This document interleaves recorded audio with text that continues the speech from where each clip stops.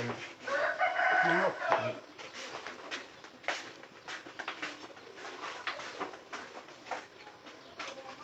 ืมเบิ่งกันพักบงเขายังหลายอยู่ยังอยู่บ่ทำ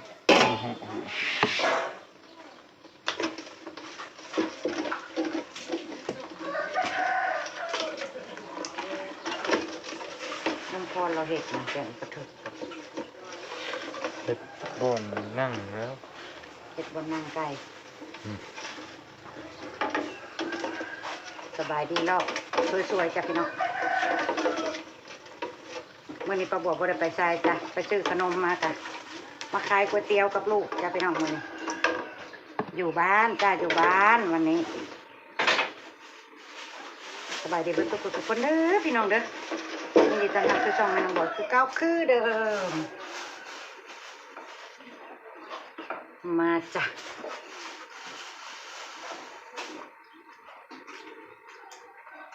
ขายก๋วยเตี๋ยวจ้ะพี่น้อง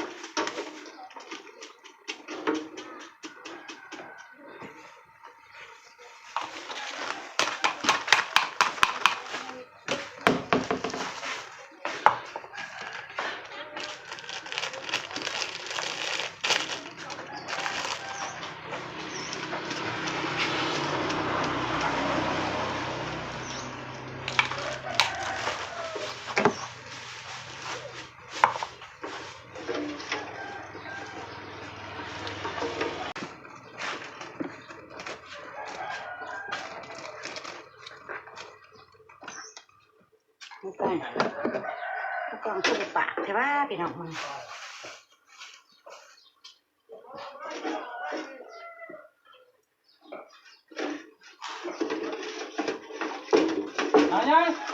หายังให้ดีเลยเมื่อไรเลยเฮ็ดอะไรเมื่อเอาเลื่อยเมื่อเอาไก่บ่อนใหม่บ่บ่อนใหม่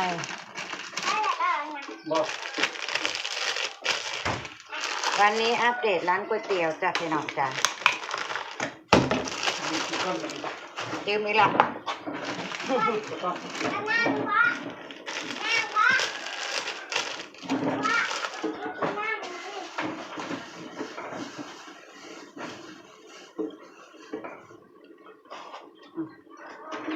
ตอนแรกเจ๊แจ๊บคนชวนไปขุดกบขุดเขียดพี่น้อง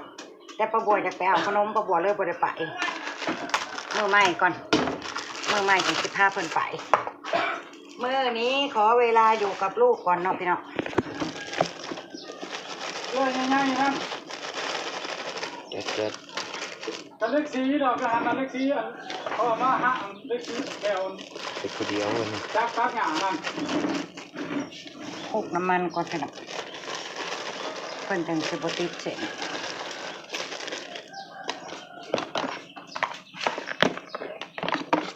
หอมกระเทียมเจียว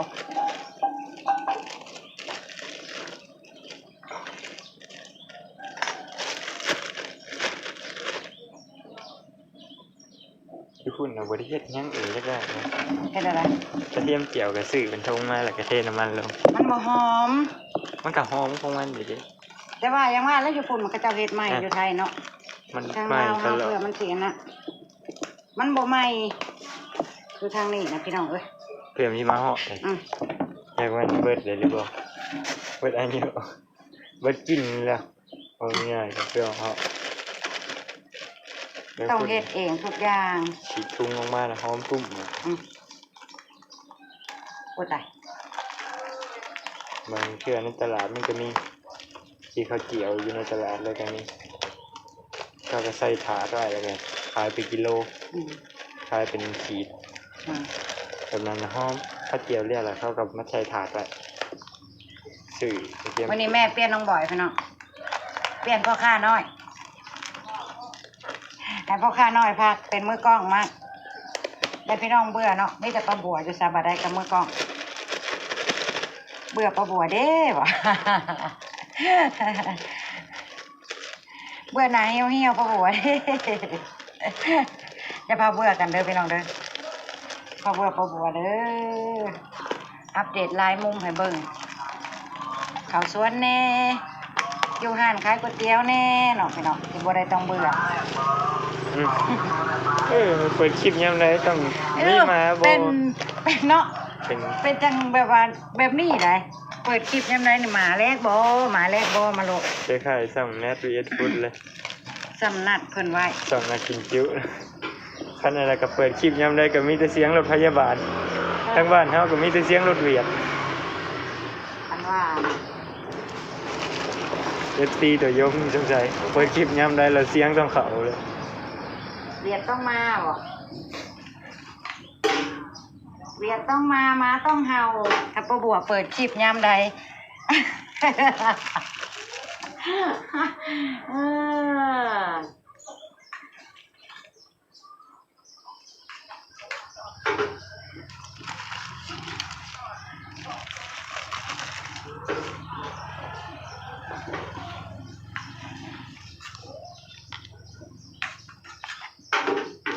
พี่น้องใครอยากอุดหนุนพ่อค้าบ่อยก็อุดหนุนได้เด้อพี่น้องเด้อ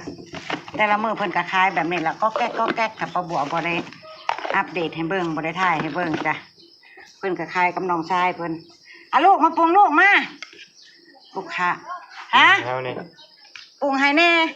ป๊าดบริการเต็มที่ได้เบอร์นี้มาเอาพี่น้องมา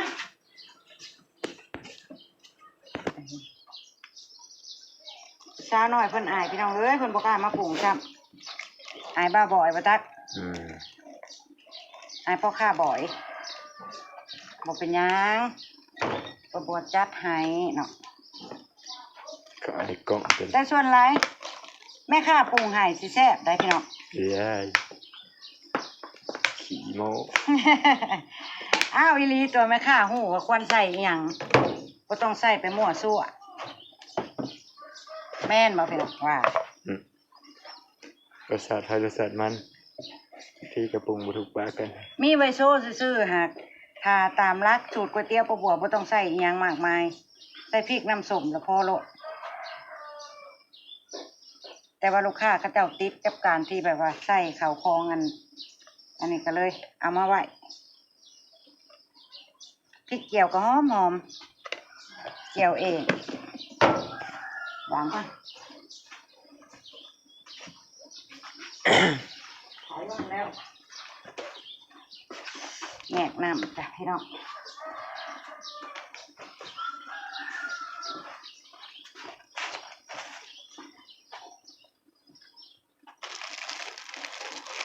บางมือก็เงียบเลยพี่น้องเลยบางมือก็ได้จนป้าบัวอยากเลิกเค็ดหมดแล้วบางมือ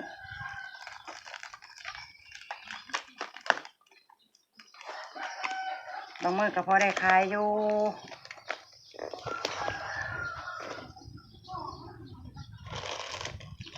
ลืมอีกอย่างนะมอแต่ว่าวลืมน้ำตาลใส่ทงมือหายรถเนาะ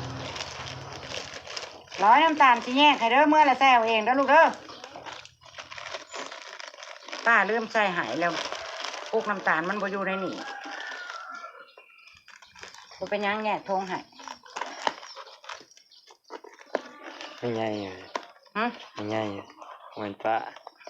ไม่ใหญ่แล้ว อ่า ป้าพอแล้วจะพ่อขอห้องไม่ใหญ่ถอนออกไปเนาะ ไม่ใหญ่รีบใส่หาย ป้าไม่ใหญ่มันเถาโคตรเธอเห็นว่าเถาอะไรก็ได้ผมก็บ่ทันได้ข่าวจำเนาะพี่เนาะจะเอิ้นไม่ใหญ่เลยจังไดเหี่ยวซื่อ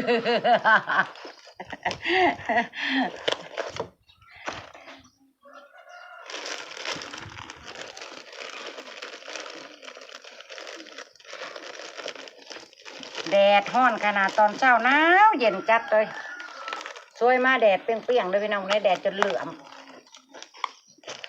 อมตาอากาศปีนี้ปั้นป่วนขนาด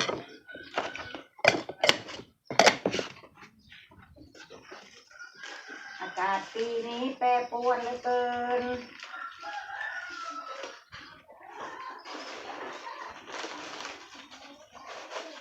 เอาหำยังไม่ใส่เอากระปุกน้ำตาลไปเฮ็ดอัน นั่นเลยลืมถ้าได้ลืมเอามาตั้งไว้นี่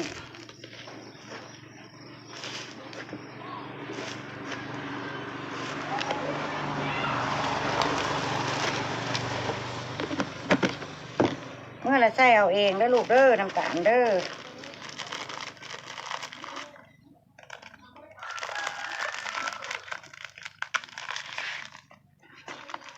พี่น้องว่าประบวกขุมบอกสุดละ30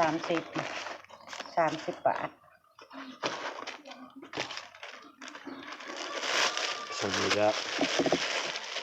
ค่าอิ่มไหมค่าอิ่มอิ่มใจ อิ่มจังบอกอิ่มอกอิ่มใจ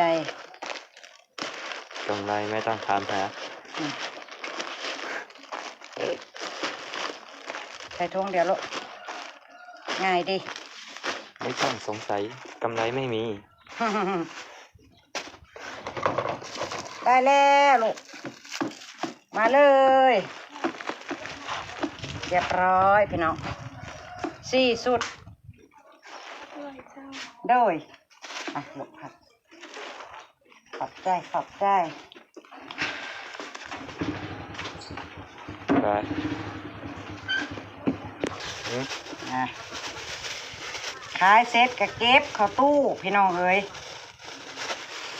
เก็บข่าวเก็บออกอยู่นั่นนี่แหละทั้งวันแหละจ้ะทำมือได้ขายดีก็ได้เอาไว้นี่บ่ได้ มันบ่สดพี่น้องพอเขาใส่เวลาขายงามอืมขายเสร็จก็เก็บเข้าตู้มีคนมาซื้อก็ยกออกมาใหม่เครื่องเฮ็ดก๋วยเตี๋ยวปะปะพี่น้องโดยพี่น้องบางวันก็อัปเดตอยู่ห้านกับลูกไว้ทำนี่แหละจ้ะพี่น้องอำลาพระจากแล้วจ้าพอประบคลิปหนาจ้าขอบคุณเด้อขอบคุณที่เข้ามาให้กำลังใจป้าบัวขอบคุณที่บอกข่าวโฆษณาน้องบอยแกล้งแม่พี่น้องไปแล้วจ้าสบายดี ไม่ใช่แกล้งไม่ใช่